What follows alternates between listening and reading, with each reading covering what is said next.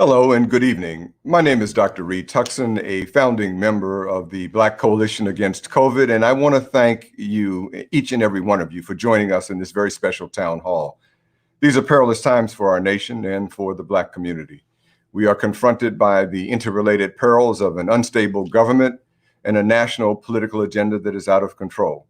But we're also confronted by the rapidly escalating and changing threats from the COVID-19 pandemic. While the disgusting events of last night are dominating the news cycle, let us not forget that yesterday was the deadliest day of this pandemic. Let us remember in our hearts the 3,915 people who died yesterday, and the more than 360,000 who have died overall, and the 132,000 people who are battling for their lives tonight in our nation hospitals. And because the Black Coalition Against COVID has a significant membership of Black health professionals, let us also keep in our hearts the brave men and women who are providing care on the front lines and who are cleaning and keeping our hospitals safe so that patients can be treated.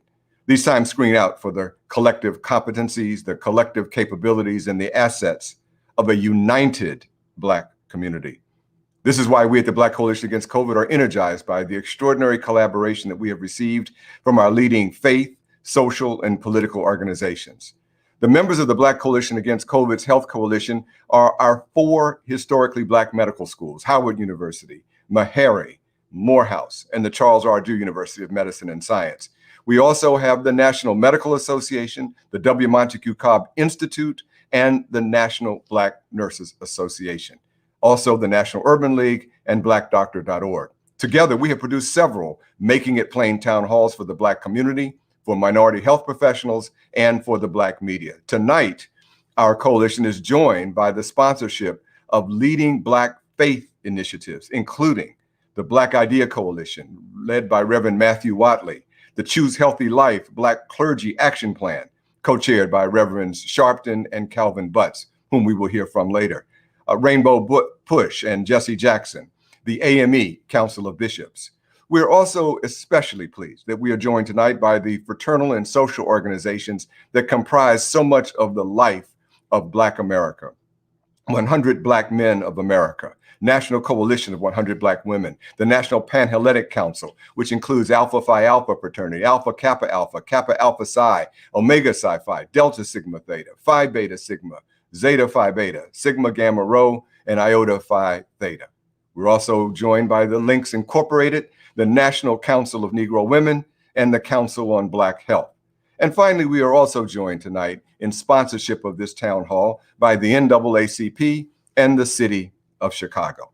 I also want to thank our sponsor, Anthem, for their generous educational grant, and the company Henry Schein for their ongoing support of the Black Coalition Against COVID. Finally, I want to thank the extraordinary array of experts who are joining us tonight to answer your questions. We've already received quite a number of them prior to the broadcast, and we will address each of them as the program unfolds. I urge you to put your questions in the chat room, and we have staff, Dr. Melissa Clark, monitoring them in real time.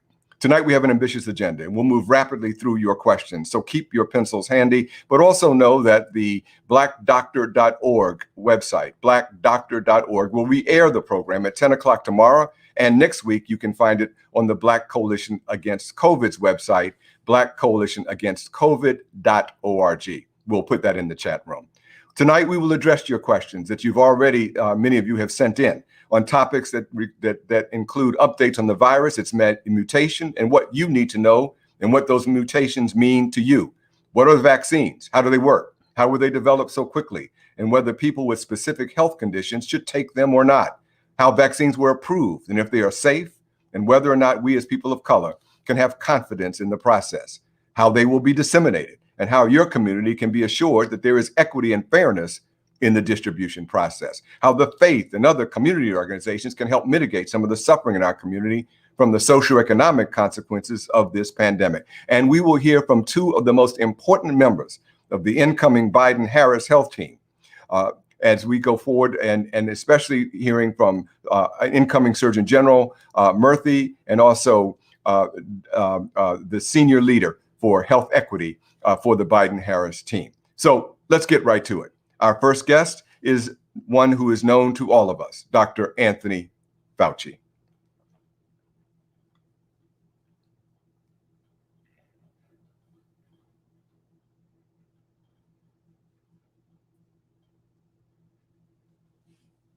I'm very pleased that we are now joined with by Dr. Tony Fauci.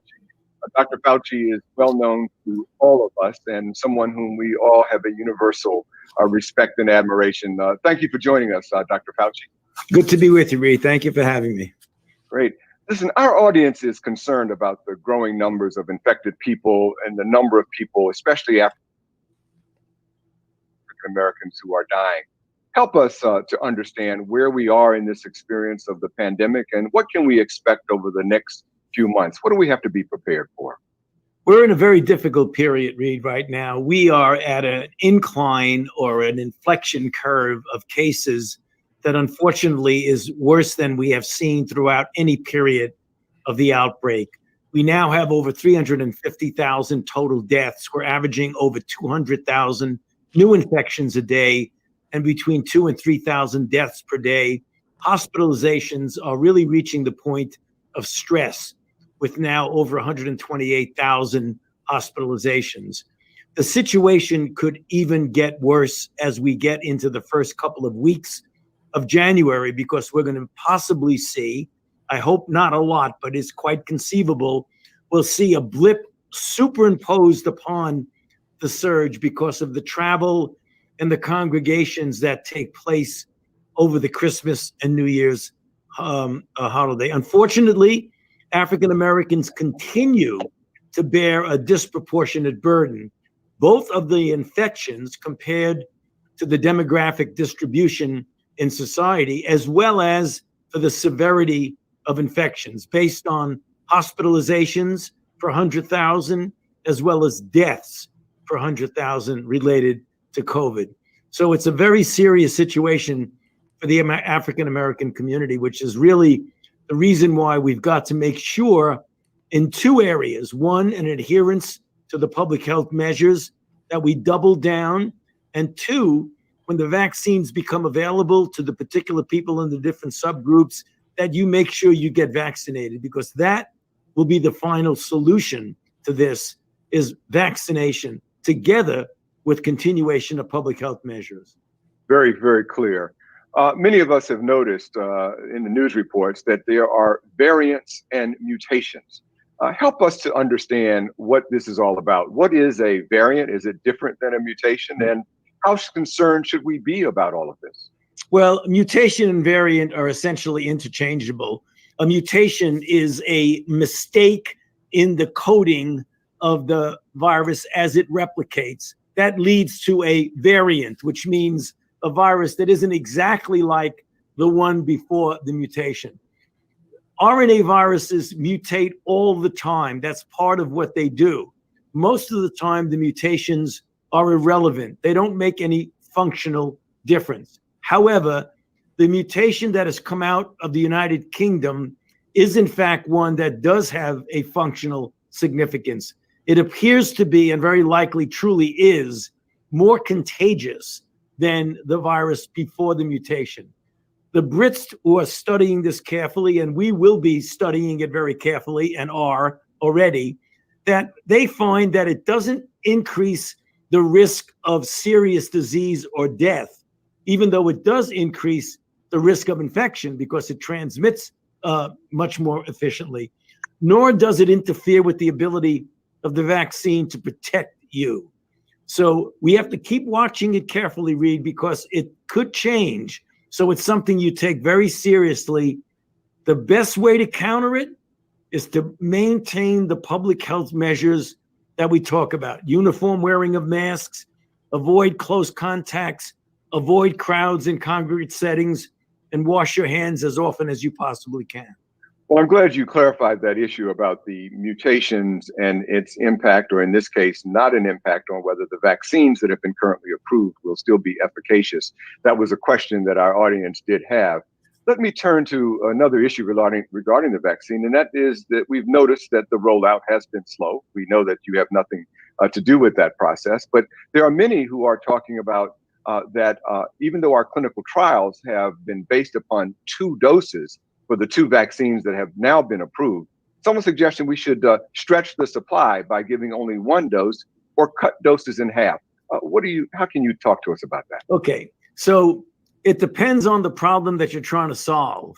If the problem is that you have a lot of people that you want to get vaccinated, but you don't have enough vaccine, then the idea about stretching out so that you don't put aside a second dose, that might address that problem. We don't think it's a good idea, Reed, because the science tells us that the optimal protection is you get a single dose from either Moderna or Pfizer.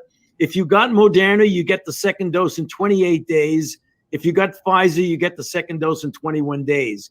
To stretch out and you don't get your second dose to maybe 3 or 4 months, there's no scientific data that proves that. And since we want to maintain our credibility and do things right according to the science, we want to do it exactly the way it was shown in the clinical trial. Regarding half a dose, right now, we don't have a problem that we need more vaccines. We have a problem, so you got to logistically get the vaccine in the arm of people. So you hear a lot about half dose. You hear a lot about extending one dose. Don't be concerned about that. Do what's recommended by the FDA, and that is prime and boost, either 21 days later or 28 days later. Great. And we will certainly later in the show dig very deeply into the dissemination pathway and what we can do. One of the audience members of our show tonight has previously let us know that they have a family member who has just been admitted into a hospital with kidney disease and other sequelae of the virus infection. And they just feel so hopeless. Dr. Fauci, I just wonder, is there any advice you have to a family member who now has had to admit their family member to a hospital? You can't come and visit. What is a person to do? What does a family do that cares and loves for their loved one? Well, right now, if the person is in the hospital, Reed, they have to rely on the dedication, which we see how dedicated the physicians and the nurses are, that they're doing everything they can to take care of and get your loved one back out of the hospital. Once you're hospitalized, once you're in a serious situation, you have to admit and be realistic. The situation is serious. But many people who get into the hospital walk out of the hospital and are okay. Certainly, many die also, but you really can't predict. What you've got to do is stay hope, pray for them, support each other, and hopefully the person will be okay. Well, thank you for that sobering and realistic thought. Final question. Your lab was instrumental in developing the Moderna vaccine with leadership by Dr. Graham and Kizzmeiki Corbett, from whom we will be hearing in a few moments. But one of the other innovations that were developed in your lab is what's referred to as monoclonal antibodies. We're hearing, and our audience has noted, that we're not seeing it used. What about this therapeutic intervention, and should we be advocating for its more frequent use? The answer is absolutely we should be advocating for its more frequent use. It is best used, Reed, early on in the course of infection because it is an antibody or a protein that's directed against the virus. So the best chance you get of having a positive impact is to give it to someone early when the virus is replicating at a great rate. The issue of not using it as much as we should relies on the fact that it is intravenously given. So you can't just walk into a doctor's office and get a shot or get a pill. So what we need to do is to create the logistical capability of giving it to people as an outpatient before they get into the hospital. But it is a very promising form of therapy. Well, listen, Dr. Fauci, we know your time is short. We thank you for this. Is there any one last message that you want to leave our audience? We have so many people from the Black community and probably others who are listening very carefully to what they need to know to protect our own lives. Well, I think what we need to make sure they understand, and I believe so many do, but just to underscore it, that there is light at the end of the tunnel, Reed, as we get vaccines rolled out and implemented month after month after month, we will get back to some form of normality. In the meantime, you must protect yourself by adhering to the public health measures, the mask wearing, the physical distancing, the avoiding congregate settings. It would be a shame if with light at the end of the tunnel that you are one that still gets infected, as we're getting to the point where we'll have major protection of people by the vaccine. So hang in there. This will end. This will not go on forever. It will end. So stay safe. Take care of each other until that time occurs.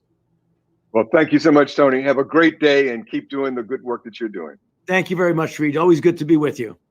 Take care. Bye-bye. And now it's my pleasure to introduce the president of the Charles R. Drew University of Medicine and Science, one of our 4 historically Black medical schools, to lead a discussion on what we need to know about the vaccines themselves, the science behind them, and other elements. Dr. Carlisle? Yes, and thank you very much, Dr. Tuckson. Thank you for the honor and privilege for being here. I just want to say it's an honor to follow Dr. Anthony Fauci, somebody who's been a hero of mine throughout my career, indeed a legend in this area. And I thank him for his expression of optimism, and we're going to get this done, I agree. So my questions are for Dr. Kizzmekia Corbett, who's a member of Dr. Fauci's laboratory.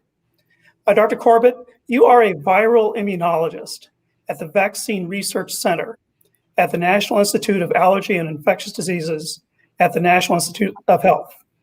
And we've just heard that you were critical to your NIH Institute's coronavirus effort. You are the perfect person to help many in our audience to understand this question. What exactly is a virus, and what makes the COVID-19 virus so dangerous?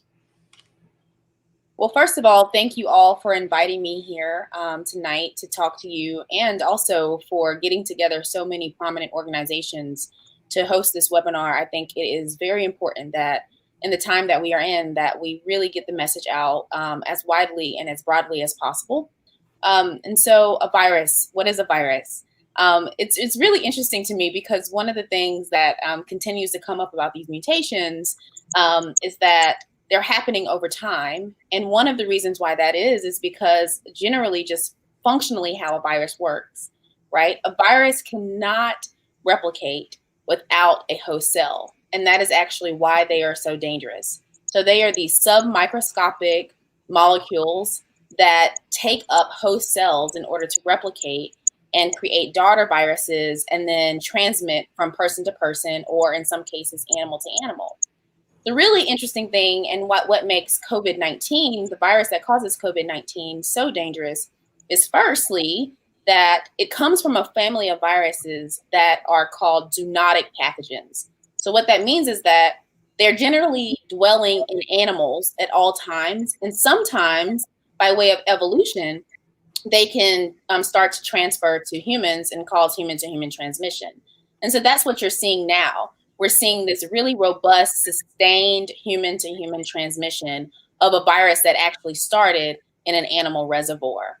And as we continue to allow ourselves around the globe to be hosts, whether it be UK strains or US strains or et cetera, the virus continues to find more efficient ways to transmit from human to human. And that's what Dr. Fauci was talking about in regards to the UK strain. And that's some of the data that's coming out. And so that's really what makes these viruses so quote unquote dangerous. Well, let me go on to our next question here, Dr. Corbett. Exactly what is in a vaccine?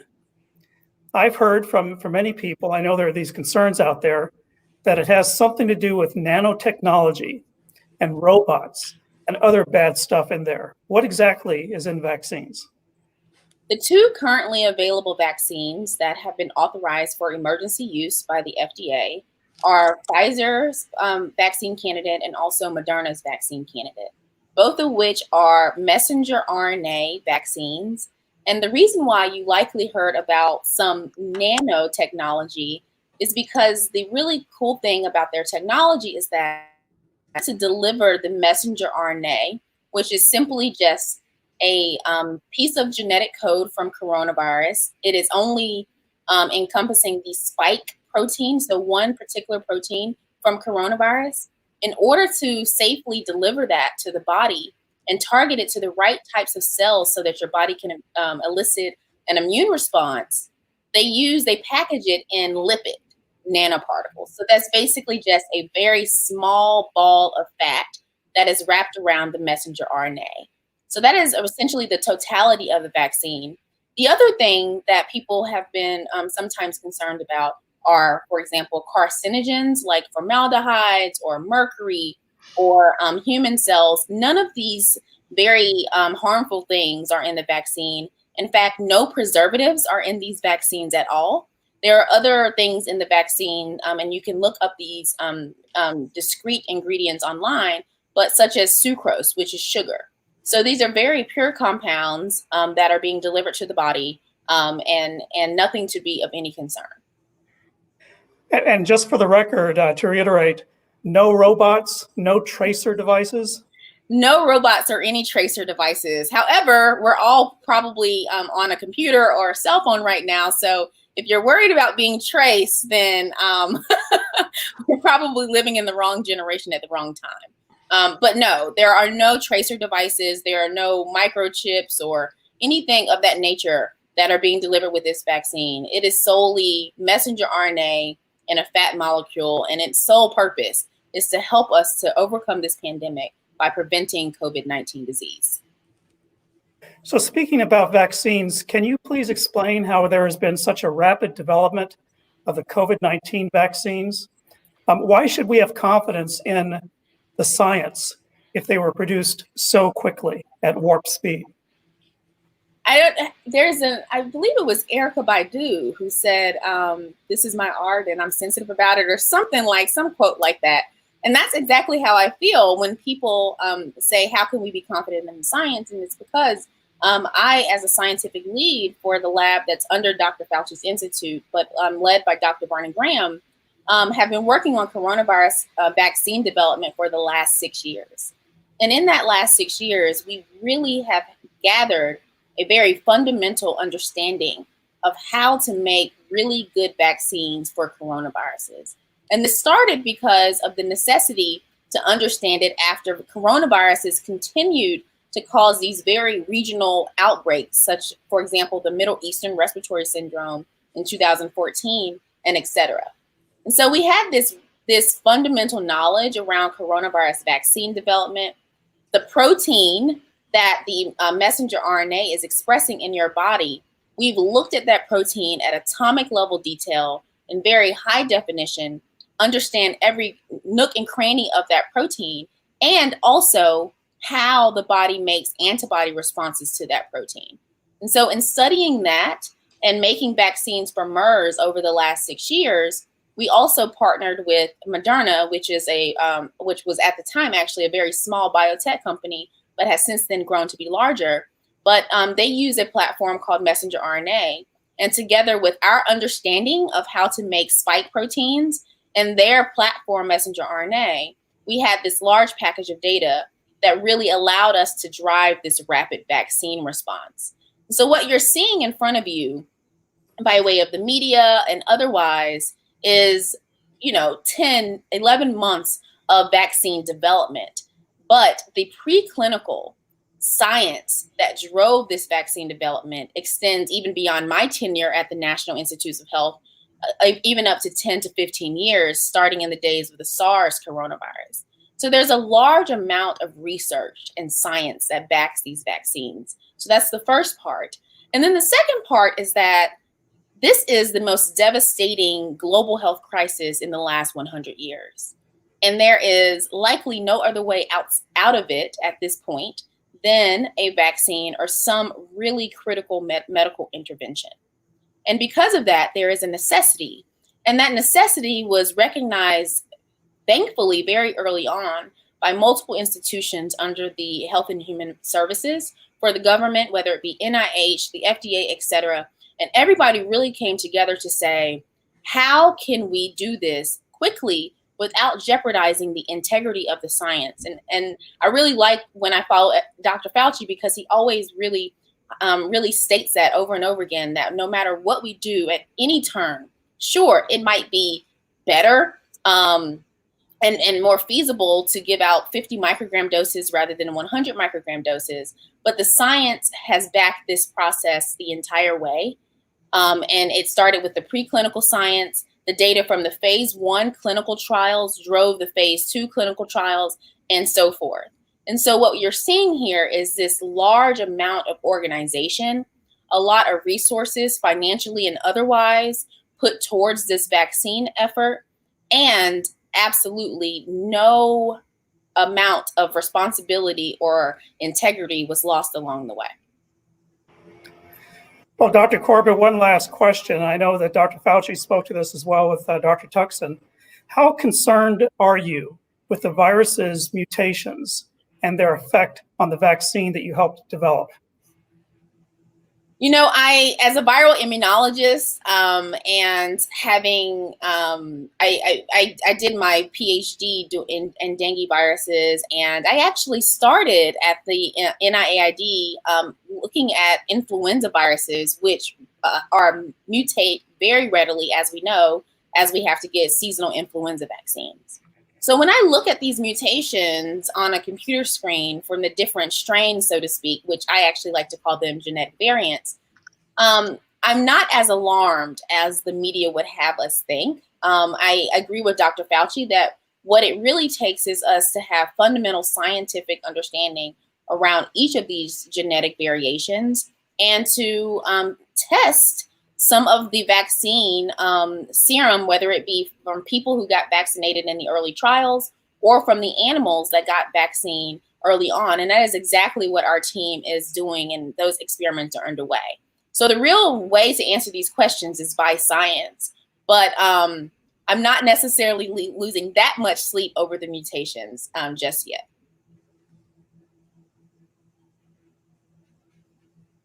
I believe you're muted, Dr. Cross. Thank you, Dr. Corbett, and keep up the excellent work that you're doing. We're going to move on to our next panelist, our next guest, and that is Dr. Peter Marks, who is the director of the Center for Biologics Evaluation and Research at the Food and Drug Administration. Dr. Marks, thank you so much for being with us this evening. My pleasure. In short, you are the person who is responsible for approving new vaccines and drugs, the perfect person to ask this question from our audience. Why should we trust the process used by the FDA to approve these vaccines? What exactly is that process?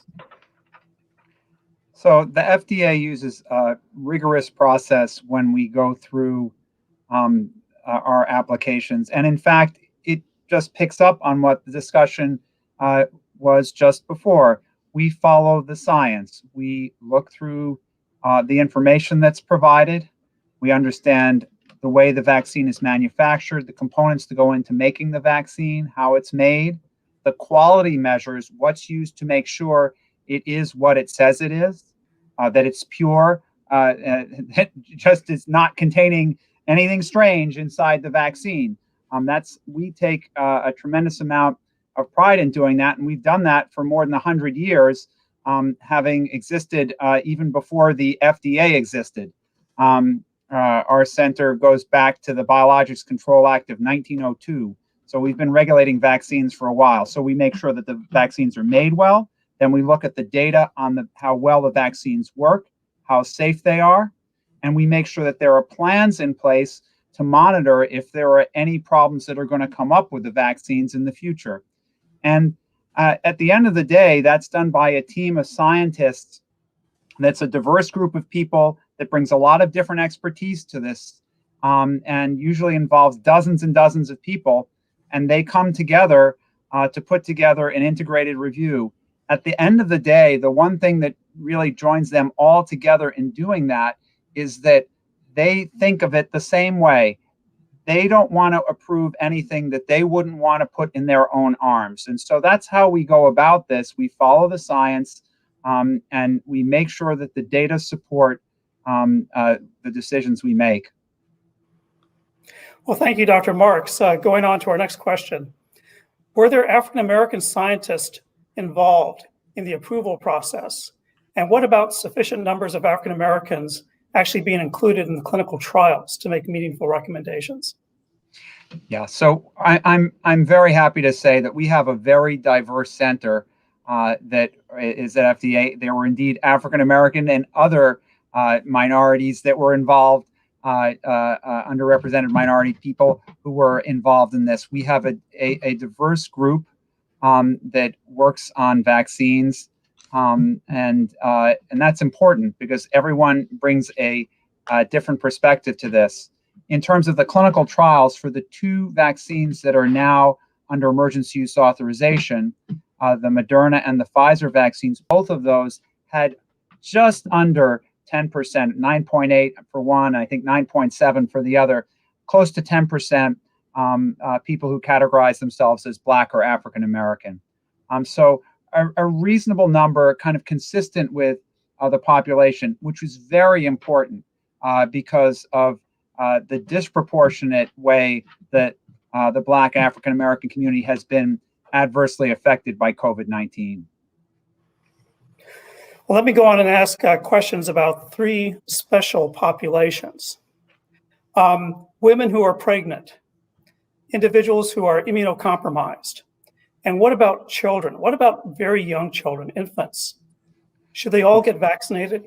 Right. So let me take them one at a time. So, and actually, the immunocompromised and the pregnant women are ones that are actually kind of similar right now. For pregnant women, we had some pregnant women in the trials, but not enough to make a definitive statement.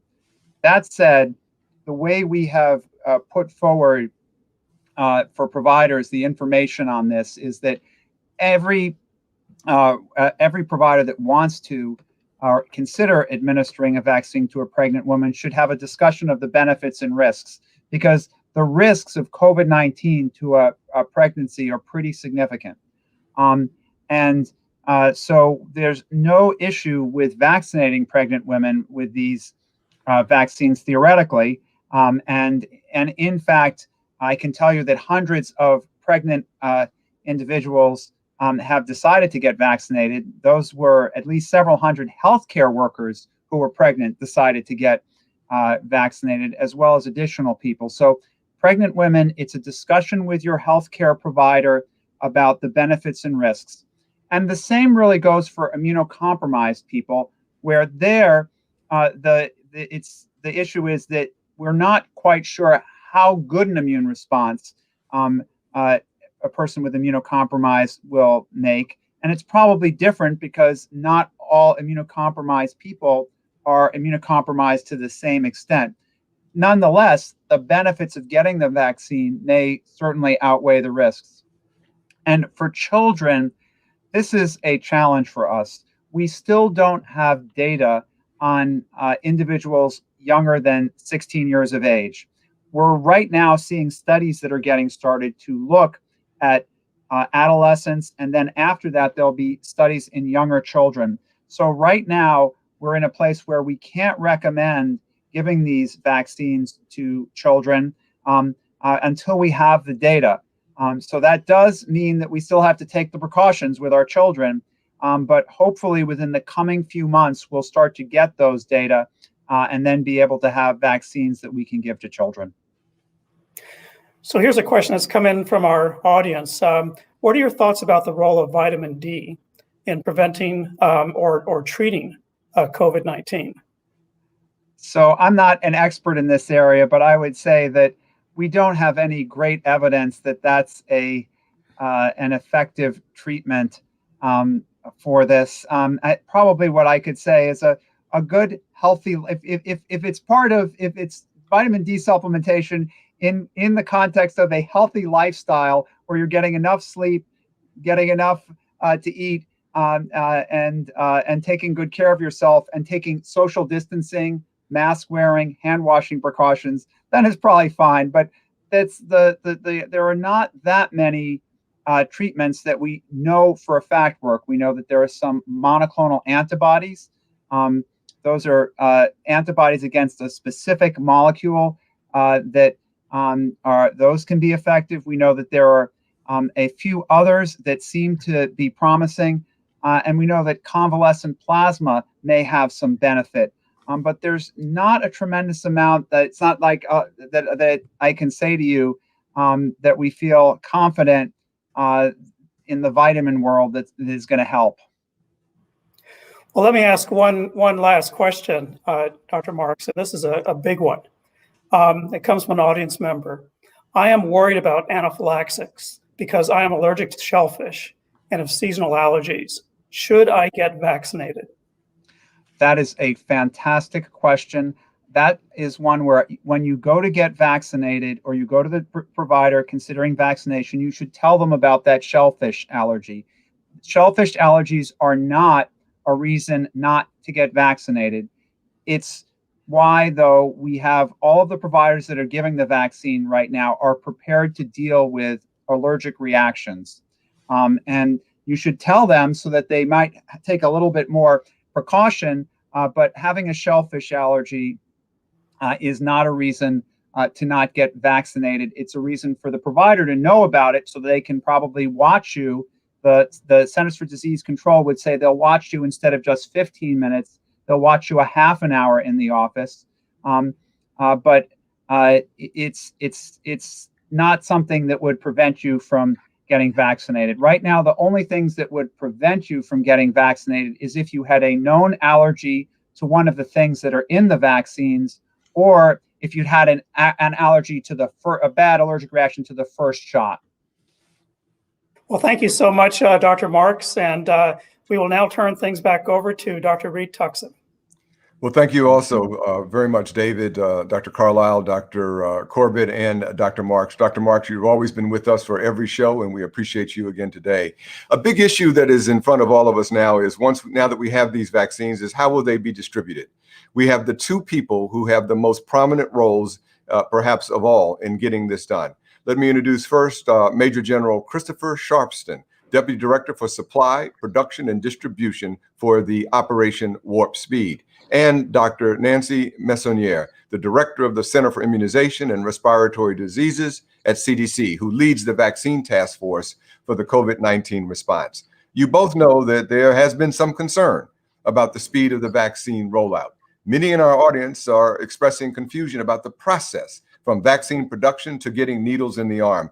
Can you please briefly explain the chain of events for us? And let's begin with you, Major General. Reed, thanks very much. I do appreciate being invited to speak at this forum. You know, it is a whole of America approach the way that we're going after this. Operation Warp Speed is a public-private partnership. Our intent is to ensure that we can leverage not only the expertise of what exists within Health and Human Services, NIH, CDC in particular, and Dr. Messonnier will talk about that, but also the power that private industry brings to the capability in delivering a vaccine.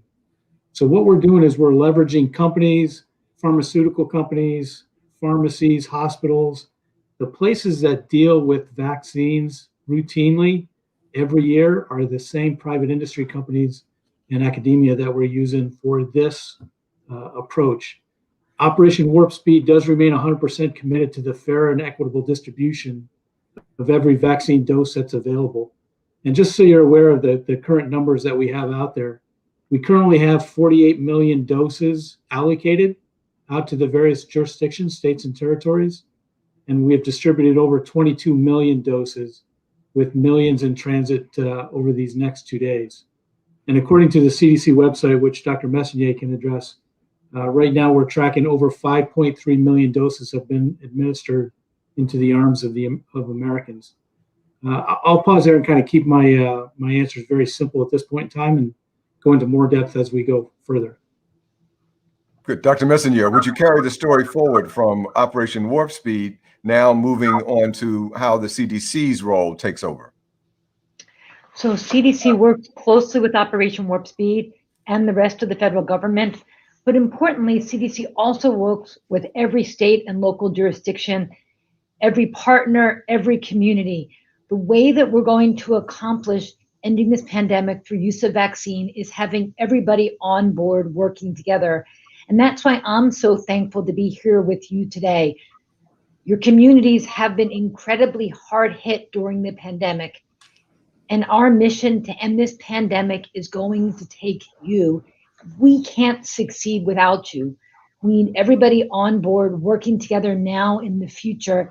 And with this vaccine and all of us working together, I think Major General Sharpston and I are really confident that we can end this pandemic.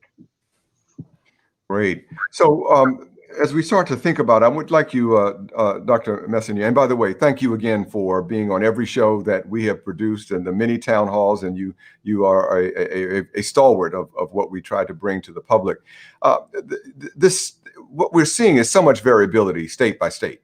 And so I think it's one of the things that our audience needs to try to understand is how do you solve for the problem of working with 50 different states that each have their own mechanisms for connecting with the federal government? Yeah, I'll start by saying that actually the numbers as of tonight are closer to almost 6 million people have now started their vaccination journey. That means 6 million people are now beginning to get protected against this virus who weren't a month ago. And I actually think we should celebrate that number as being remarkable. We're working with every state and jurisdiction to move as quickly as possible to make vaccine available to everybody.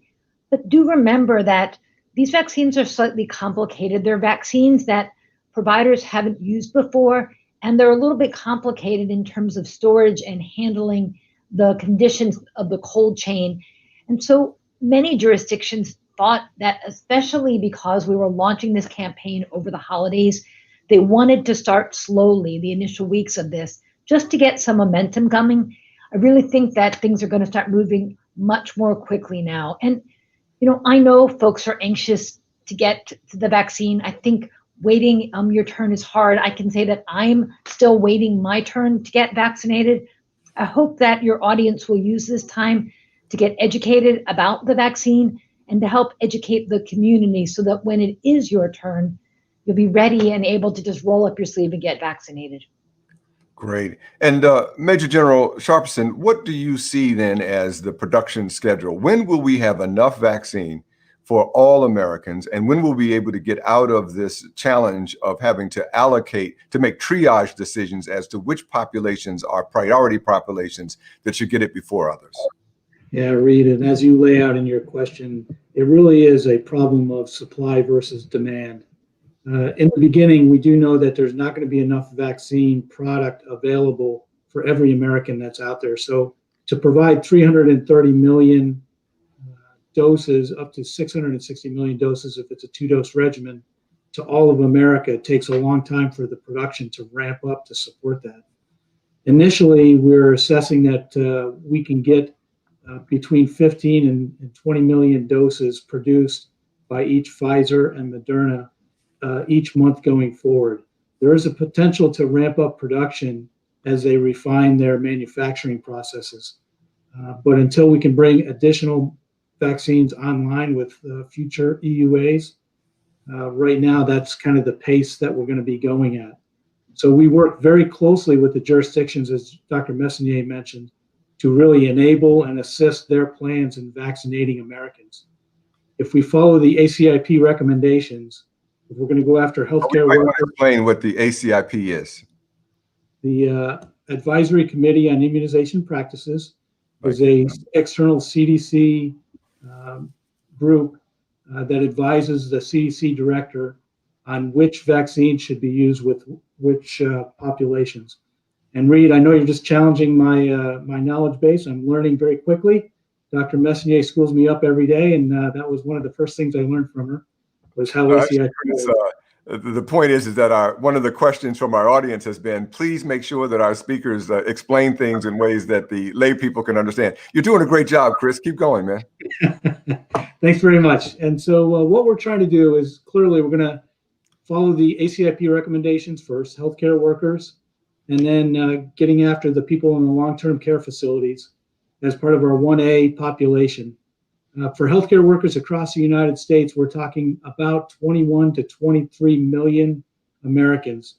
Looking at what vaccines are available right now, we believe it'll take upwards of a month to ensure that all of those people are addressed. And then as we start looking at the populations that are in long-term care facilities, that's about another 20 million. After that, we're going to get after essential workers and then on down the line with the special population groups. It's not our intent, and I don't believe it's any jurisdiction's intent, to approach these populations sequentially, one after another. I believe the best thing they can do is approach all of them in priority sequence, but generally getting after them in parallel as much as possible. So for the vast majority of Americans, as Dr. Fauci has mentioned, we do believe that by June or April, May, June, we'll be getting after the vast amount of Americans that exist in the general population. Thank you. Dr. Messonnier, we have a couple of quick questions that we want to ask you, really rifle shot here in terms of what our audience is asking for. Number one is, how long will immunity last, and how many times do we have to get vaccinated? Boy, that's a great question. And sort of as you heard from several of the previous speakers, we have to follow the science. The science right now doesn't tell us. That's why we're going to be following people who get vaccinated for the long term, basically to see if at some point immunity runs out. I think it's possible, and most scientists think that at some point we may have to give some segment of the population booster shots, but really we just don't know that for sure yet. So let's focus on the endeavor right in front of us, which is getting that initial series into everybody. And we also have a question about side effects. And can you explain side effects and versus what is a side effect versus what the vaccine is supposed to be doing to your body? Yeah, I guess I would call a side effect something unintended that happens with the vaccine. The point of the vaccine is to stimulate your immune system so that you're ready to respond if you're again exposed to the virus. Side effects can actually have a broad definition. So frankly, if you get vaccinated and your arm is sore, that counts as a side effect. And we expect some of those side effects. In the clinical trials, some people did have sore arm and fatigue. Some people even had fever. And this was a little bit worse after the second dose than the first dose. But most of these side effects were mild, lasted only a day or two. But as you heard from Dr. Marks, we have found in some of these patients an unanticipated higher risk of severe allergic reactions or anaphylaxis. That's also a side effect. Now, it's not something that we would ever hope for, but the good news is that these severe allergic reactions are treatable, and we're ensuring that there are appropriate measures at the vaccination sites so that if patients do suffer from an allergic reaction, they can be quickly treated. Well, thank you both very much for being with us today. And we're going to move our discussion, but maybe, and Major General Sharpton, thank you so much. And Nancy, if you could stick around for just a minute, we're going to move to the next segment of that story. We went from the vaccine dissemination from the federal level, now down to the state, and now we want to move down to the community and local level. And to help us with that conversation, let me introduce Dr. Leon McDougall, who is the president of the National Medical Association. Dr. McDougall. Thank you, Reed. I'd like to welcome Dr. Helene Gale.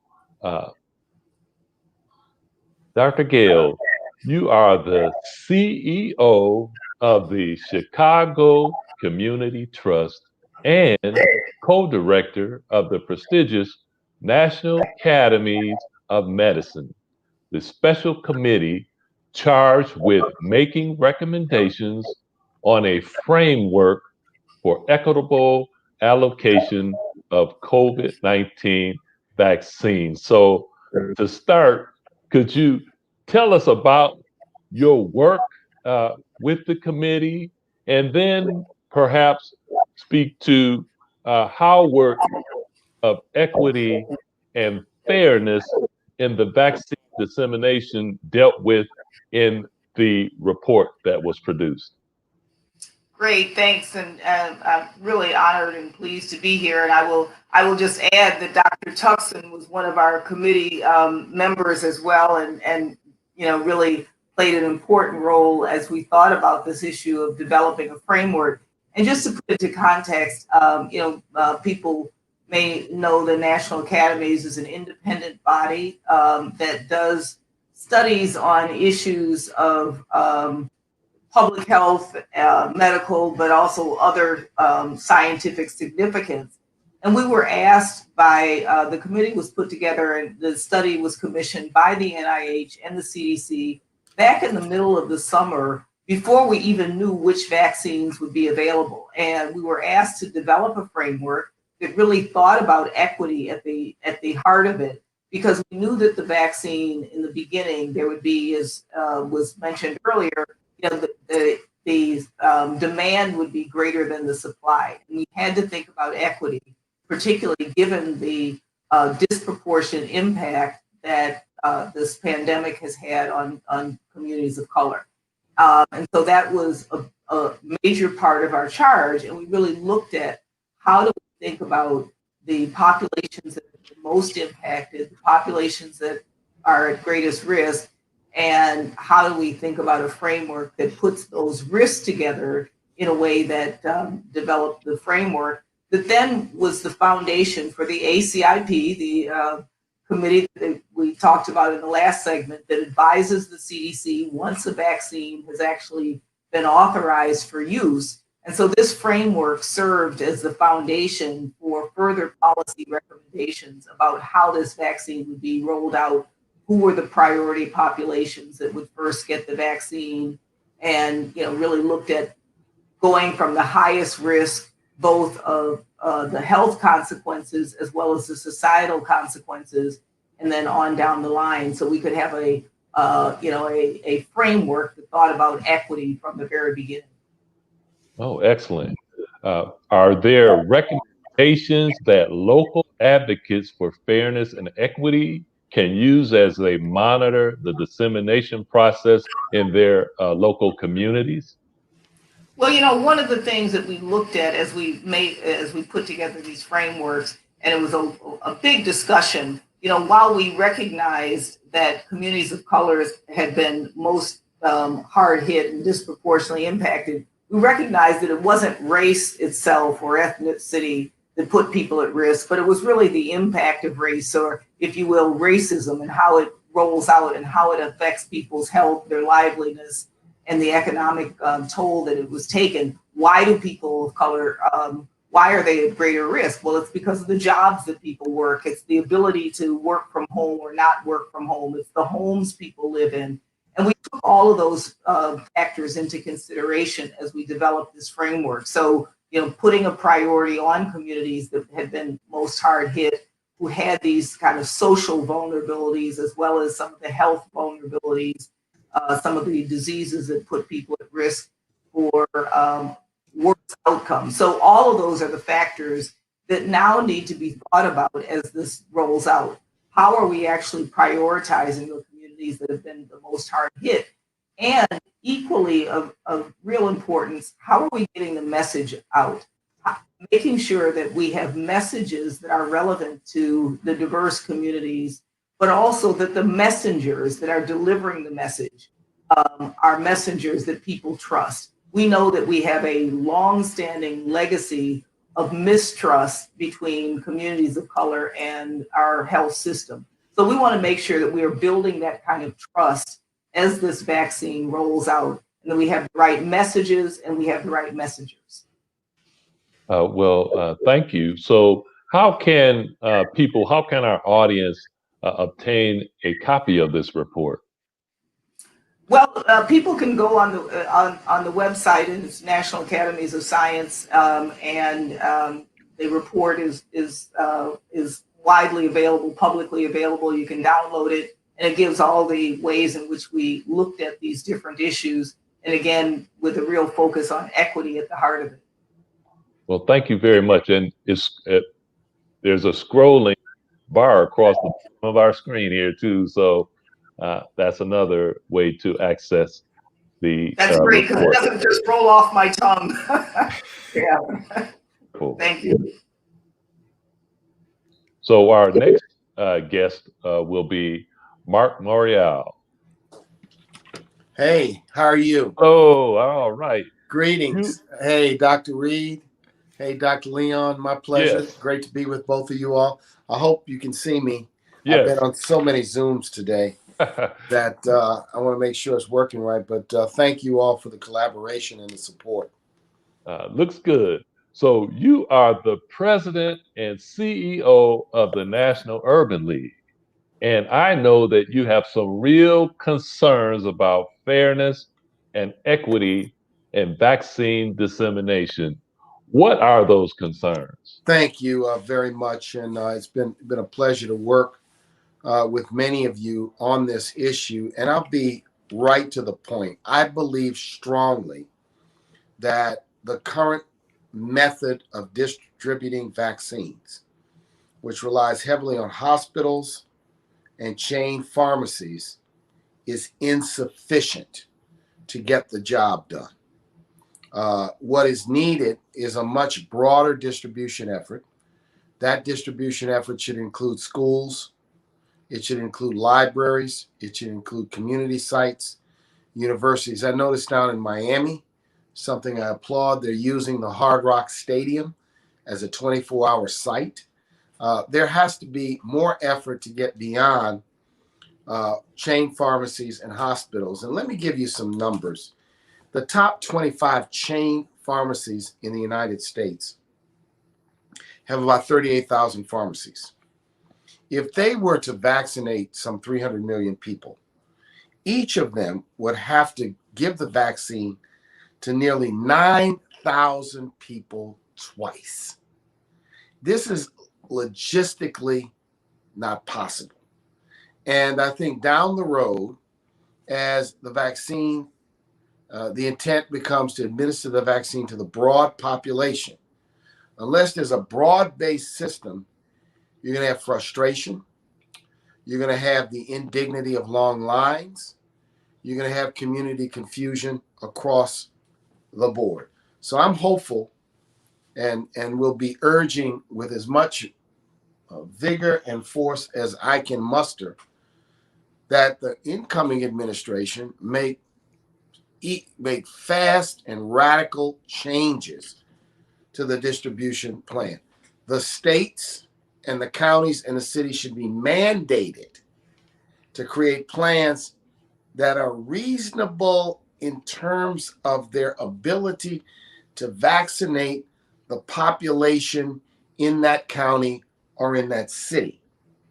The testing regime that the outgoing administration undertook was insufficient to quickly ramp up testing or to allow for testing to be available without confusion and without long lines to those that wanted it. We have got to use common sense and logistical data in order for this to do well. I'll repeat, 38,000 pharmacies in the United States, the top 25 pharmacy groups, would each have to administer, if you're talking about the Pfizer vaccine, almost 9,000 people would have to receive 2 doses, so they each have to administer 18,000 doses.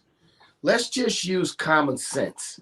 That's not possible. Of the 38,000 pharmacies, a high number are in the state of California. Some communities have insufficient number of pharmacies. So we've got to broaden this out, and clearly community-based sites, schools, libraries can't administer. You'll need doctors, nurses, nurse practitioners, physicians, assistants to do it. But we need a different approach. And then number 2, very critically, there is a lot of misinformation and lack of information about the vaccine, about the process used to develop the vaccine, about the process generally used to develop medicines and therapies in the United States, and concerns about whether this was rushed or whether the, if you will, ghost of Tuskegee have attached themselves to this process. How do we confront that? We meet people where they are, but we have a broad engagement, public relations, advertising campaign to provide people with the information they need to create some transparency and some confidence. So that's a good segue to our next question. So what do you envision as the role of community-based organizations in the dissemination process? We, I think, can amplify messages from the right messengers. The right messengers are people like the 2 of you, African-American physicians, doctors, and scientists. I cannot ask people in the community to take medical recommendations from Mark Morial or from the National Urban League. But Mark Morial and the National Urban League and many others can assert that medical professionals that we respect in the Black community, from the Black medical schools, from the Black professional associations, have examined, looked at, reviewed this process, and have greenlit it. Or number two, we have to encourage people to consult their own physician if they have problems. We've got to order the messaging correctly. We don't have the credibility to go out and start saying you should take the vaccine. That's not our role, and nor should it be our role. As I say to people, I'm a lawyer by trade. Don't take legal advice from your plumber. Don't take accounting advice from your electrician. But also don't take electrical advice from your plumber. We've got to help people make the right decision with the right information. And I'm confident that if people have the right information, if messengers, Black doctors, physicians, Latinx doctors and physicians, Asian American doctors and physicians, Native American, American Indian doctors and physicians are speaking to their communities with facts and data and clear explanations, many of us can amplify that. I'm not going to encourage people to take medical advice from me or from Oprah or from Jay-Z or from LeBron.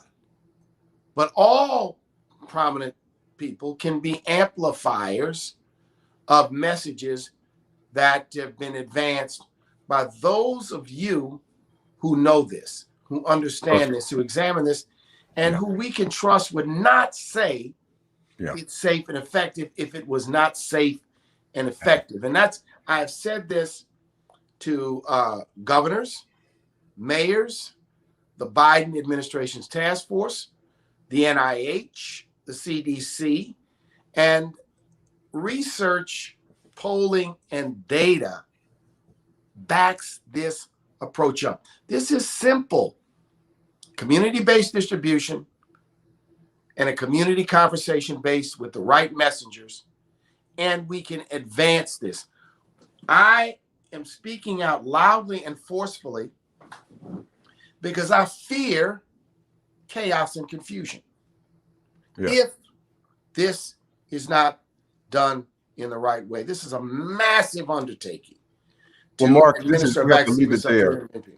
This is perfect, Mark. And what you know is that coming later in this program will be the people from the Biden-Harris team, whom I know you've been meeting with regularly. And I want our audience to understand that advocates like you and all of us at the Black Coalition Against COVID are working hand in glove to try to work that community partnership out. Mark, thank you so much. Dr. McDougall, thank you so much. Dr. Leon, thank you very much. Appreciate both of you all's leadership. And thank you for what the Urban League is doing in this regard. Let me now turn to the next part of our program as we start to look at the issues for the socioeconomics of this pandemic and the elements that are affecting our community, as so many of our community are suffering. And to bring that conversation forward is Dr. Martha Dawson, the president of the National Black Nurses Association and one of the key members of our coalition. Dr. Dawson.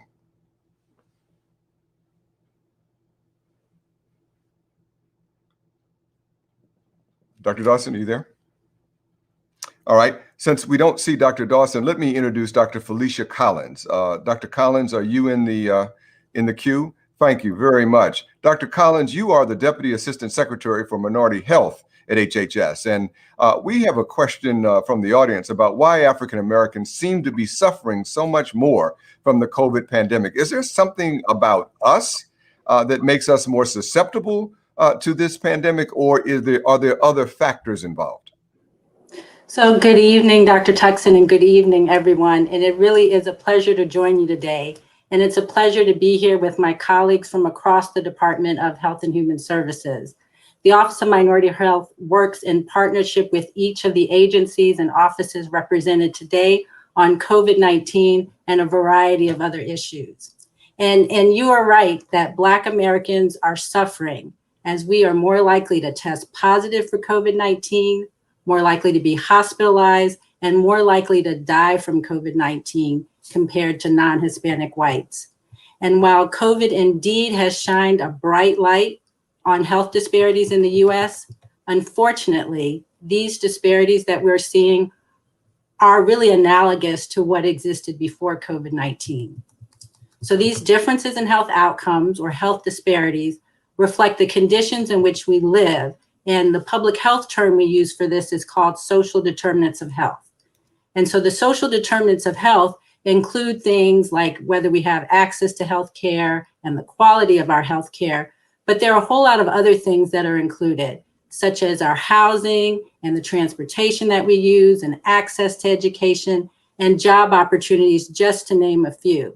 So if we put this social determinants of health concept into context about COVID, we as Black Americans are more likely to become infected with COVID because, for example, we disproportionately are essential workers. And so we're working in long-term care facilities or grocery stores, or we're driving the trains and the buses, and we can't work from home.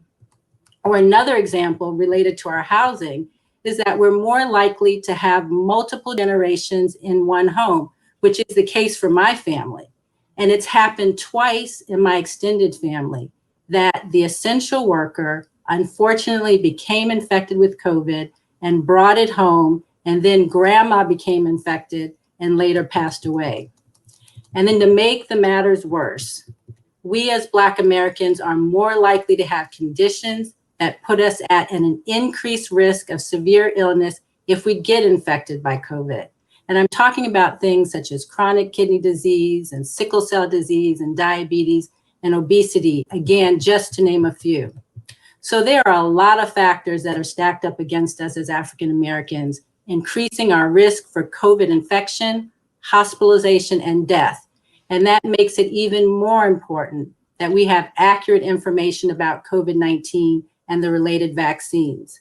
From a professional perspective and from a personal perspective, as someone who's had a close family member hospitalized with COVID pneumonia and who has lost multiple extended family members and close family friends to COVID, the risk of COVID infection and its consequences far outweigh not being able to gather in person with my extended family or my church family, and it outweighs the risk of getting the vaccine.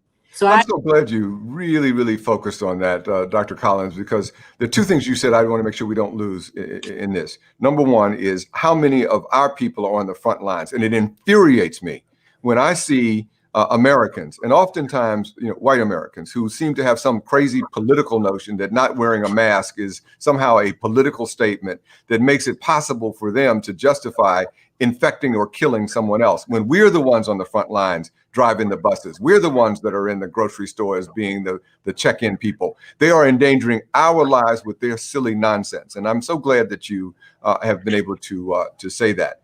I particularly am worried about something else that you said, though, and that is that as we are trying to quarantine when we have to, and when they make us when we have to go through these periods where we have to know that if we've been infected, we've got to stay at home and be away from others. The multi-generational families living in one home with only one bathroom makes it harder for us. But I think what this means is that we also find people who are having trouble with food insecurity and other kinds of problems. This seems to me, Dr. Collins, and I wonder what you think, a time for the Black community-based organizations to come together and help fill some of these gaps. So absolutely. I think there is a big role for community-based organizations in helping to deal with social determinants of health in general and the COVID pandemic in particular. Black community-based organizations are trusted messengers who are critical for disseminating accurate information in ways that allow us to make informed decisions. And in the case of COVID, those decisions are the ones that are going to help us get back to in-person activities with our extended family, our church family, and all the other activities we've had to put on hold. And I know, again, if talking about COVID, I know many of us, myself included, get COVID fatigue. And therefore, we really need our community-based organizations to encourage us to recommit to the public health measures, which I know everyone has heard, but I'm going to say it again, to wear our masks, to watch our distance, to avoid gatherings, and to wash our hands frequently, because these are really critical to keep ourselves and our community safe from COVID. I'm also going to note that one thing that sometimes I don't think communities know is that there are so many individuals within the federal government, within states, within communities, professional and advocacy organizations who have really worked hard to advocate Black Americans to not be at the end of the line when it comes to COVID vaccination. And the fact is that there are other people waiting to take our spots in the line, and they are willing to take the vaccination if we say no thank you to when the vaccine is offered. Therefore, I think community-based organizations also play a tremendous role in carrying these and other messages, addressing the lack of information and addressing misinformation within our Black communities to ensure that we are not at the end of the line when it comes to COVID vaccination. I see my colleague, Dr. Dawson, is here, and she's going to query our next guest, Reverend Butts, in just a moment. But as you close out, Dr. Collins, let me just ask you one last question. What can we expect from the HHS in being supportive of our Black, you've got this whole audience now filled with Black community social organizations and activists, people that are the lifeblood of the Black community. They are expecting their government to partner with them. What is HHS going to be able to do to help support our community-based organizations? So let me just say that we are convinced at the Office of Minority Health that engaging trusted community voices is a critical strategy for the dissemination of accurate information about COVID, about social determinants of health within Black communities across the nation. And I really believe that each and every organization represented on this call and each individual is such a trusted messenger. And thus we welcome opportunities to partner with you to make sure you have accurate information about COVID-19 that you can share with your families and the communities and the constituencies you serve. We already are engaging trusted community voices through a cooperative agreement with Morehouse School of Medicine. And so they are helping us disseminate culturally appropriate messages to states and territories and tribes. And they're helping us link highly impacted communities to testing, vaccination, and other healthcare services. There also are opportunities we want to take the opportunity to be a resource of COVID information and to link you to the COVID health equity information from the NIH and CDC and FDA and other agencies when you just come to our website. So our website is minorityhealth.hhs.gov. And in closing, I just want to say I'm a really firm believer in the power of information.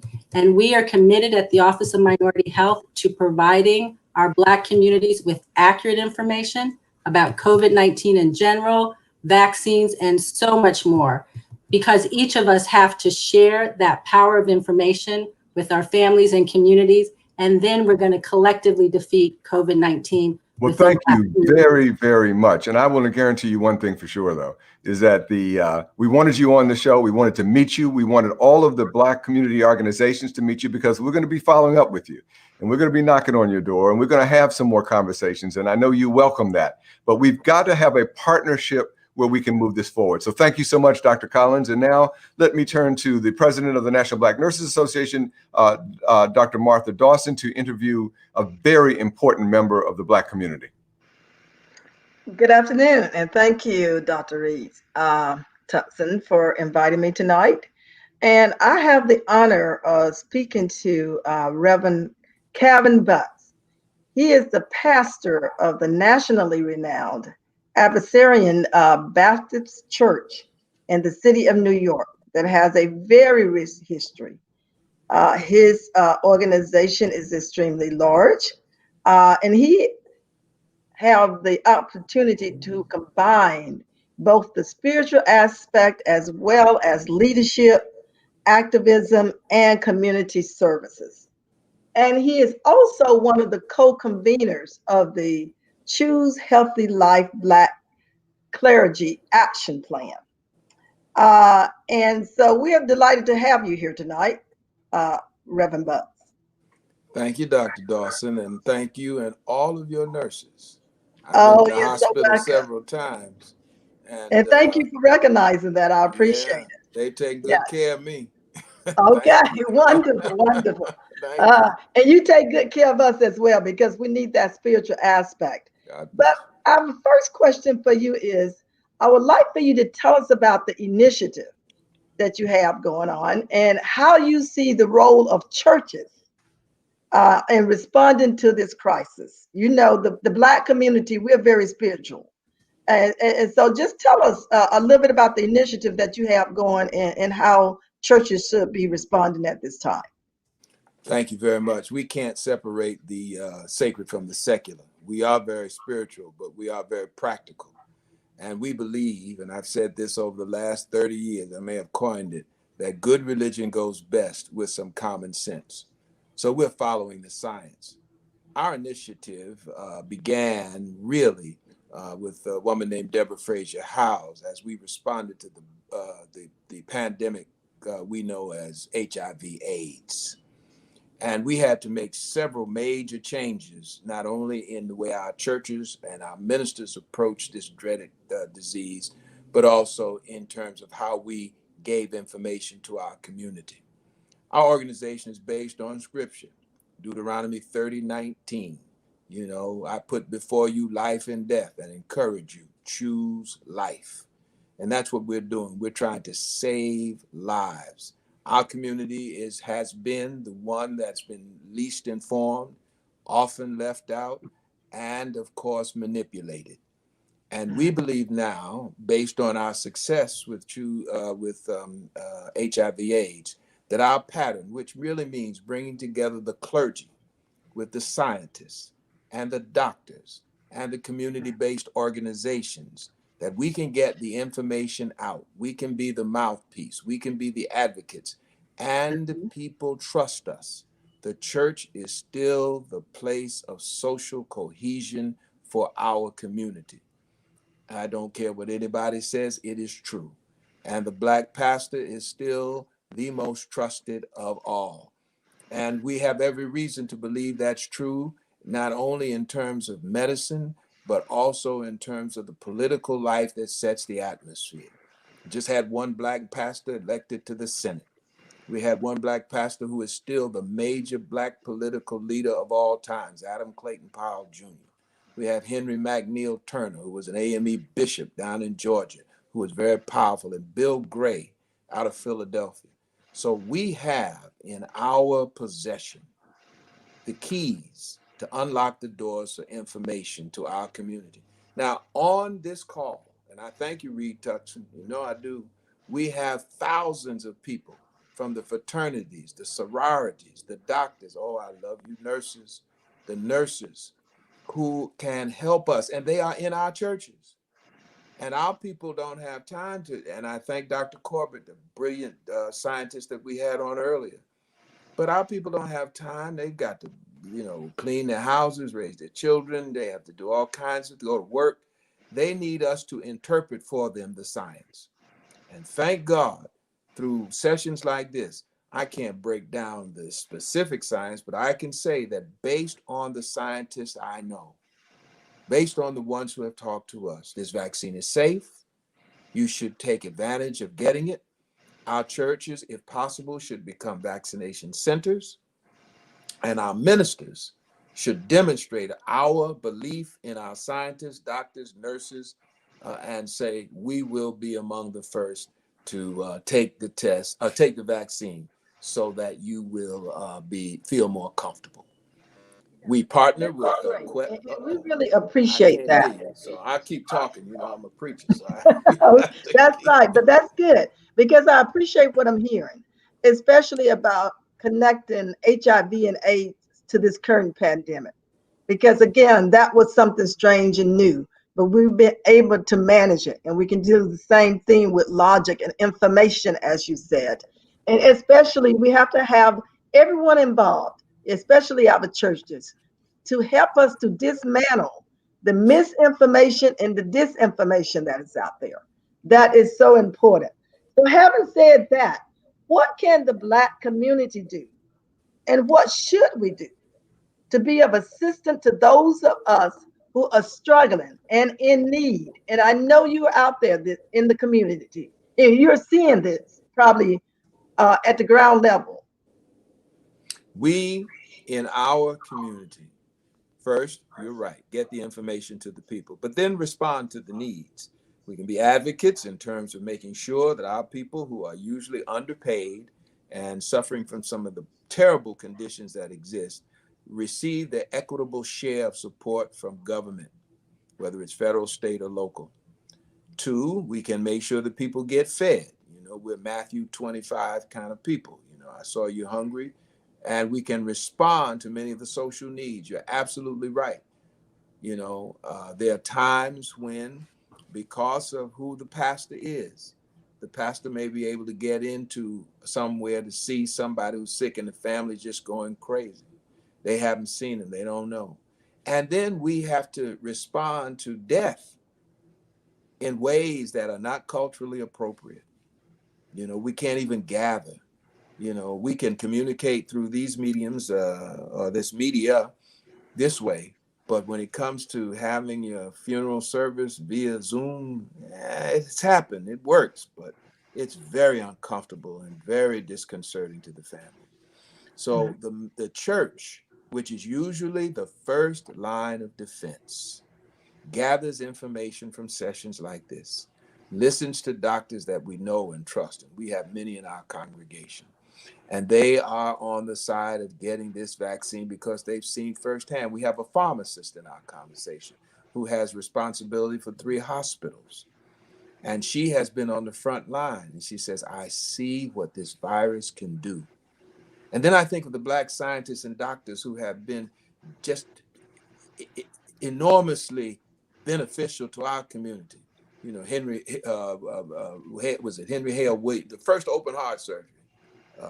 Dr. Henry Hale Williams. Thank you, Reed. Henry Hale Williams, you know. I think of George Washington Carver, who saved the economy of the South.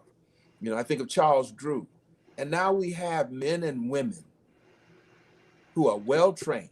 3 medical schools here, Morehouse, Meharry, Howard, you know.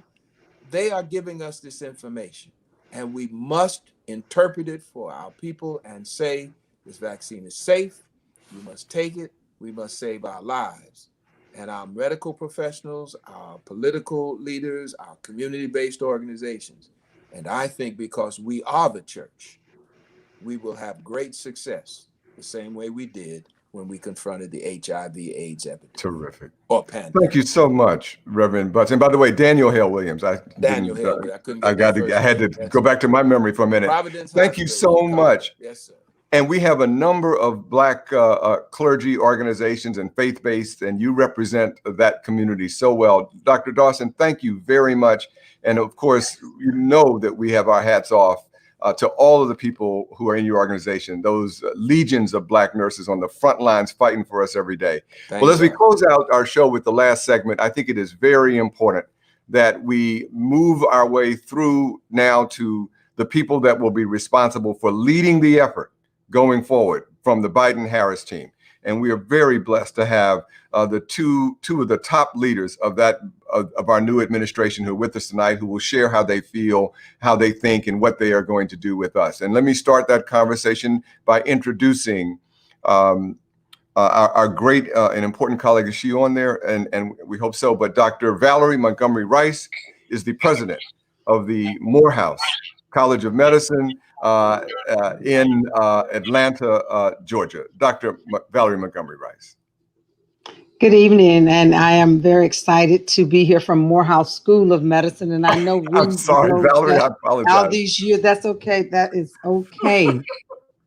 And let me bring to the screen, because I know we have been listening to great words from everyone, but we really do want to hear from Dr. Nunez Smith. Dr. Marcella Nunez Smith is joining us, and Dr. Vivek Murthy, is he there? All righty. Haven't seen you in a while. Nice to see you all. Thank you for your patience. So let me introduce these 2 very important people. Dr. Marcella Nunez Smith is the chair of the Biden-Harris Health Equity Task Force and the co-chair of the Biden-Harris COVID-19 Advisory Board. And Dr. Vivek Murthy is the former and about to be, once again, I hope, our U.S. Surgeon General, but this time he's going to have a broader portfolio as we hear. And so we look forward to the work that they are both going to be doing to help us mitigate this virus. And I know we're short on time, but I think that it is very important that this community of over 3,000 people who are online, who are asking lots of different questions, hear from you. Because as you all know, a great many of our audience are concerned with the trustworthiness of government institutions. And as the two of you who are, I believe, very influential members of the incoming Biden-Harris team, I would like to first give you the opportunity to say something. What would you say to Black America? And what can we expect from this administration going forward? And I'll start with you, Dr. Nunez Smith, please. Yes, of course. Thank you. And good evening to everybody. Thank you so much for inviting us to be part of this conversation. And, special thank you to you, Dr. Montgomery Rice, for your leadership, especially now. Your question is spot on, right? As President-elect Biden has said, we know Black Americans and other people of color really have not always been treated with the dignity and honesty they deserve by their government and the scientific community. And these institutions have actively earned distrust. The incoming administration knows this and is going to prioritize rebuilding trust. The president-elect has said and is committed to honesty and transparency. We're looking at an incoming administration that reflects the diversity of America. And I want to just assure everyone that centering on equity is a shared value across the entire administration. As you mentioned, I will be chairing, it's an honor to do so, the COVID-19 Health Equity Task Force. And, our work is there before us, but we will generate strategies and recommendations really to ensure that there is fairness in the response to the recovery moving forward. We know partnerships will be key to the success. And have such respect for the work of the coalition and everybody who's on now. A core aspect of rebuilding that trust is going to be for us to listen and to respond to what we hear, to recognize the expertise that comes with lived experience. So we have work to do to rebuild that trust, but we're ready. And I'll pause there and turn it over to Dr. Murthy. Dr. Murthy, please, Vivek, please. Well, thank you so much. And Dr. Montgomery Rice, Dr. Tuckson, it's so wonderful to be here with you. And Dr. Montgomery Rice, I know we haven't seen each other in a little while, but I have fond memories of my visits to Morehouse back when David Satcher had invited me down. It's good to see you again. Leslie, just also say it's such a privilege to be able to work in the Biden administration, if I'm confirmed by the Senate, with Dr. Marcela Nunez Smith. I have known her for many years, have admired her work from afar, and we are really lucky as a country to have her leading the equity efforts around COVID. And I'm so glad President-elect Biden asked her to serve in that role. The challenge of how to rebuild trust within the Black community, and even more broadly within communities of color, is a subject that has been under discussion, with President-elect Biden for many, many months preceding the election. I've had the opportunity to brief him on COVID since March, since the pandemic began. And I will tell you that in many of those conversations, the issue of the disparities that we were seeing and who was getting COVID, who was dying from COVID, who was getting disproportionately less access to testing from COVID, these were the subjects of our conversations. And he said on many occasions, if we are privileged enough to be able to serve, if he is fortunate enough to be president, that he wants to do everything he can to address these disparities. But it starts with what you said, Dr. Montgomery Rice, which is how do we reestablish trust? And I don't think that you do it quickly, and I don't think it's done easily. I think it has to be demonstrated through action. Like communities, I think, need to know that you're listening to them. They need to see that you're ready to deliver results to change how business is being done. Because we know the current healthcare system, the current way in which we operate, disadvantages communities of color. And it often has led to the disparities and outcomes that we see today. I also don't think we can just throw money at this problem, which is sort of a common strategy that's used, I would say, in Washington, D.C., because we know that even when a lot more money was put into clinical trials nearly 20 plus years ago, that it didn't make communities of color participate more in clinical trials. In fact, we saw that the lines actually went the other way, that we had greater participation of white Americans in trials, but it declined actually the proportion of Black Americans and Latino Americans participating in trials. So I think the way that we address this and the way we've been talking about it during this transition is to, number one, be upfront and honest with what we know and what we don't know, to show people the information we have and not over sell anything, whether it's a medication or a vaccine or our plan. The second thing that we've been talking about is the importance of showing up and listening, recognizing we still have a lot to learn about what people have experienced, about what they need in terms of not just the vaccine, but their healthcare overall.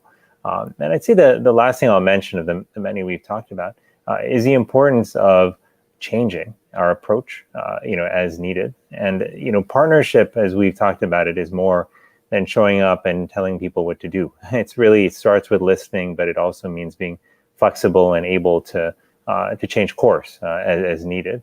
And our hope is that if we can be thoughtful about that, if we can show up for communities, if we can show a willingness to change and be honest again about the information we have, if we can not just speak, but actually create space for other people to speak, especially members of the community, nurses and doctors and health professionals from the community, that's how the message gets out. And our role is less to be in the front, in the front, so to speak. It's more to be in the back supporting.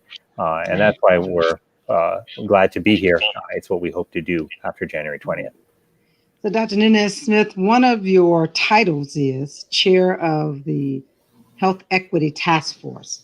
So you and I both know, having been in this space a long time, what COVID did for us was really snatch the curtain down, right? And everybody could see behind the curtain now. And as my daughter would say, lots of people were woke.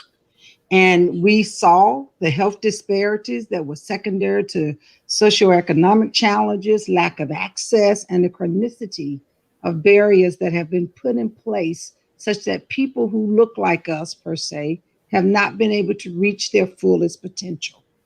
So how do we continue to move towards health equity once we get everybody vaccinated and we get the virus, we start to mitigate the virus? We have infection rates that are around 2 to 3%. We got 70% of people vaccinated. How do we make sure we don't go backwards? Yeah, thank you for that. So, we are here tonight to talk about vaccine, but we need to keep that future watch, right? So first of all, we have to make sure, as part of our conversation tonight, that there is easy access to vaccination. We've talked about the social determinants of things like transportation. So we can't lose sight of that. We have to make sure that vaccinations, are free. Those are important considerations. But vaccination alone is not sufficient, and that's the point of the question. Specific to COVID-19, we have to make sure everyone has equal access to, things like testing for COVID. We recognize that some people may need food, housing, or other supports to be able to quarantine or isolate. As new treatments and therapies come online, we have to make sure there's equal access to that. All of that is part of our work. We have to make sure there's continued diverse representation in the clinical research. That's what Dr. Murthy just talked about. That leads to these life-saving breakthroughs like the vaccines. But, the point of your question, this is the critical one. We know that race and place too often in our country really determines access to resources and opportunities. After this past year, the entire country really has had a collective witnessing. We can't unsee what we've all seen this last year. It's going to be imperative for us, to the point of your question, that we find ways to open up pathways to educational, economic opportunity as we move forward. That is how we get to equity on the other side of this pandemic. So the agenda that we're setting in the Biden-Harris administration, it's ambitious, but it's what the time called for. Thank you. And Dr. Murthy, part of your role, hopefully, as the Surgeon General will be to ensure that we understand the long-term consequences of this pandemic and the impact that this disease will have on people in public health perspective and a population health perspective. And I know it may be too early to tell if the vaccine has any long-term effects, but how will we monitor and how will we ensure that we are creating equity, as Dr. Nunez Smith said, as we continue to follow people 5, 10, 15 years from now, such that we are not going backwards when we look 20 years from now? It's a really good question. You know, we have a lot of experience with vaccines, but we also know that when you roll out a vaccine, that you don't just get FDA approval, put it out into the world, and then wash your hands and walk away. What you've really got to do is make sure that you are studying it closely to understand what people are experiencing, what kind of side effects are they having, how many people are having side effects. And that kind of what's called post-marketing surveillance, that's really essential. And we do that with other vaccines, and we absolutely need to make sure we do it here as well. But what also matters is what kind of data we are collecting.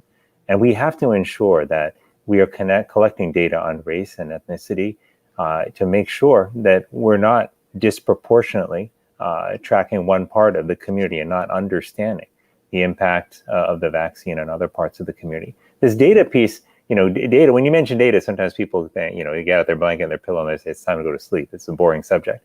But Marcella and I are people like us are actually quite interested in the data, because the data is what lets you see what's really going on. And the truth is that we have been flying blind for a long time without nearly the kind of data that we need to generate the kind of insights that would let us really target efforts and sometimes raise the flag to say, hey, there's a real problem here. One community is much, much more disproportionately affected than another. That's why the data really matters. You know, to your broader question, though, if we really want to advance equity more broadly, not just in vaccine access or in surveillance, what we've got to do is we've got to measure it. We've got to know how we're doing. We've also got to commit to it at the highest level of government, you know, from the White House, from the office of the president, which is what President-elect Biden is doing. We have to fund it and support it adequately, because doing that research and making sure that we're staying on track requires money. And we've got to follow through. You know, for a long time, equity has been a buzzword, but I think we think of it as a value that should run through our policies, through how we operate. And that's kind of how we'll approach it. Suffice it to say, though, that none of this can happen if we're not working closely with communities in this process. Our intention is not to cook up a bunch of policies and programs in Washington, D.C. and then unleash them on the population. It's to build these hand in hand together with communities who understand what folks are going through, who are on the front lines, and who are going to seek to learn from, you know, in the months ahead. Thank you. I am very pleased to see both of you in the seats and knowing that you are going to have our communities.